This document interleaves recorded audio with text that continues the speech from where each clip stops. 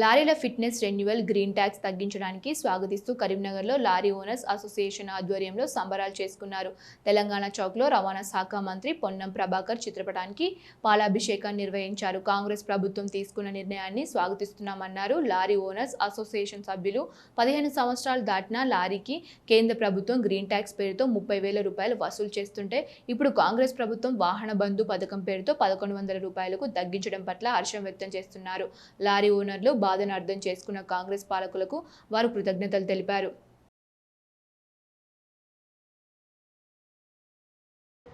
అటువంటి లారీలకు గ్రీన్ ట్యాక్స్గా కేంద్ర ప్రభుత్వం 30,000 సంవత్సరానికి విధించడం జరిగింది.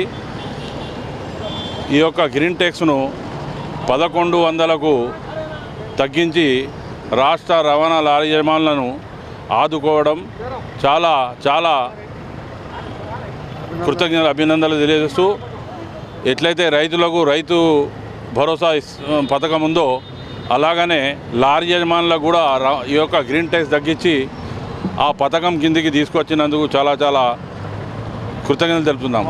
వాహన బంధుగా ఒక పథకం మా మంత్రివర్యులు ఒక పథకం ద్వారా లారీ యజమానులకు ఆదుకోవడం చాలా కృతజ్ఞతలు తెలుపుతున్నాం.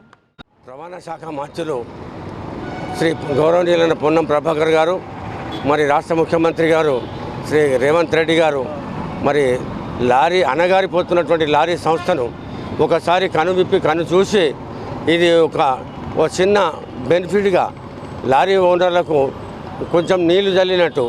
ఎందుకంటే నష్టపోయి లారీలకు అవుతుందో బతకడం కష్టం ఉన్నటువంటి ఈ పరిస్థితుల లోపల మరి గతంలో ఉన్న ప్రభుత్వాలు ఏదైతుందో 30,000 రూపాయలు పెంచి దాన్ని ట్యాక్స్గా కానీ గ్రీన్ ట్యాక్స్ అని చెప్పానని 15 సంవత్సరాలని ఇది ఉన్నప్పటికీ ఈనాడు రాష్ట్ర ఆర్థిక పరిస్థితి బాగా లేనప్పటికీ కూడా ఈనాడు మాకు లారీ యజమానులకు ఏదైతుందో కొంతవరకు ఊరట కలిగించేటువంటి విధంగా మరి ఈ యొక్క ట్యాక్స్ని 30,000 దానికి 1,100 రూపాయలు చాలాతో సరిపెట్టేటువంటి పరిస్థితి ఏర్పడింది.